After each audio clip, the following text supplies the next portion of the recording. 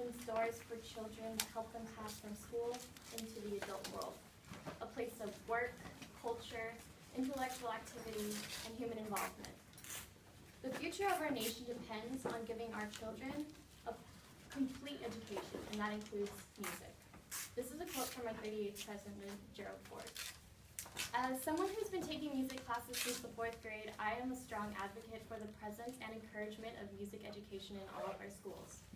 Music education develops more well-rounded and successful students, and it needs to be a secured program in schools across America.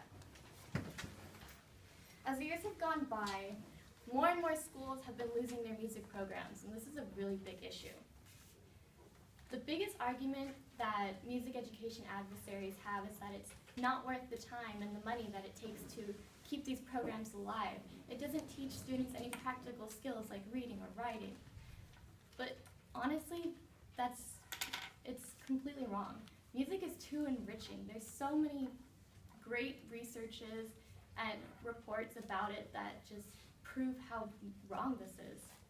The PBS website says that the biggest loss may simply be the chance to participate in a guided way in music, to learn about the infinite ways that music comes to us, and to learn about music's connections to events and eras of our history.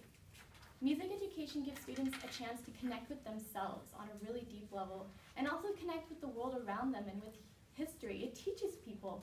It's not just learning to play an instrument for fun. It also gives students a chance to express themselves in a structured way, so you know they're not out being violent and disrupting classes. It brings their behavioral skills to a whole new level. Lots of schools are losing these programs, as we know, to like federal budget cuts. We just don't have the money, and as America gets more and more in debt, a lot of our programs suffer. The Huffington Post on November 17th, 2014 says that while budgetary cuts across the board negatively impact schools, in most cases they've decimated programs in the music and arts. Now that we know funding is the main reason why that we're losing these programs, we can talk about learning how to fix it. Most music teachers try to appeal for grants and apply to as many grants and host fundraisers as they can, but most of the time it's not enough to stay afloat. Programs for music, they are expensive. I mean, you have to buy a whole bunch of instruments for students. And while they try so hard, it's usually not enough.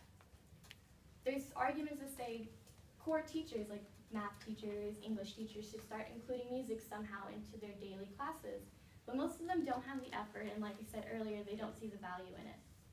What we need is government funding. This is the only way that music education is going to regain its stance as a required class or as something that's really encouraged in our schools. Getting government funding is very difficult, as we all know. The government is all over the place, and it takes them 20 years to pass one bill. But without it, we don't stand a chance. But imagine a world where the students can create and build a higher potential than they already have. Music can do this for them. Music engages both sides of the brain, and it strengthens every part of it. And this increases all of our students' academic abilities. Kotosaki and Holland write, children's engagement with the Kotelé method, which is a music education method based on early child development, and it centers around teaching them basic skills and working their way up to difficult concepts so they grow as individuals as well as growing into learning about music. Has improved reading and arithmetic, and there's evidence that there are increases in children's intelligence quotient, which is IQ levels, when they engage in practical music making. Music engages the brain in ways nothing else can. It fires synapses between both hemispheres. I don't think there's anything else on the planet that engages the brain the way music does. And honestly, I don't see why people don't see the benefit of that. It strengthens all areas of their educational aspects. And not only that, it strengthens a lot of personal skills. It teaches them passion and discipline and being cooperative with each other.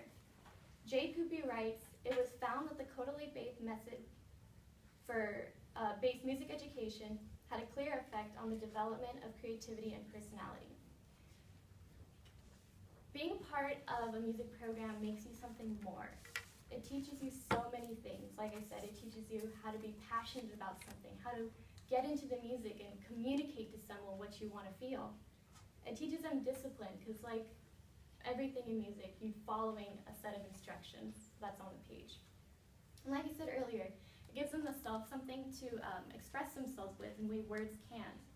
And it teaches them to go with their creativity and run with it and become the next president or make new ideas, just run with it wherever it takes you.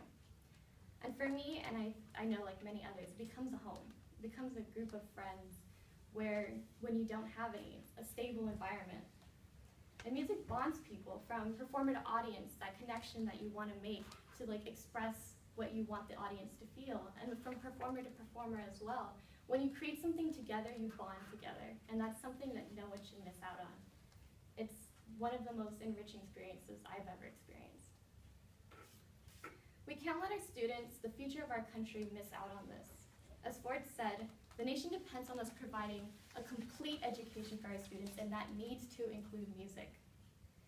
There's too many benefits, from academic benefits to the creativity of our students, their personal skills to the behavioral levels. I strongly encourage you guys to become an advocate for music education.